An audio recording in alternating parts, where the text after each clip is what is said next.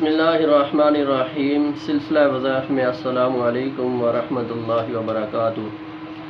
آج کا جو وظیفہ ہے وہ انتہائی مختصر اور لاجواب وظیفہ ہے، انتہائی مجرب۔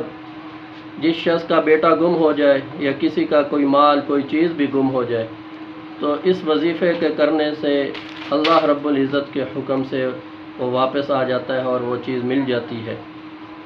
سورۃ ضحیٰ، اس کو 7 بار پڑھنا ہے، صبح فجر کی نماز کے بعد اور 7 بار مغرب کی نماز کے بعد، اور اول آخر درود شریف۔ والضحیٰ واللیل اذا سجی ما ودعک ربک وما قلی۔ جو شخص اس وظیفے کو کامل طور پر کرتا رہے گا اور مسلسل کرتا رہے گا تو اللہ رب العزت کے حکم سے جلد ہی اس کو اس کی گم شدہ چیز حاصل ہو جائے گی۔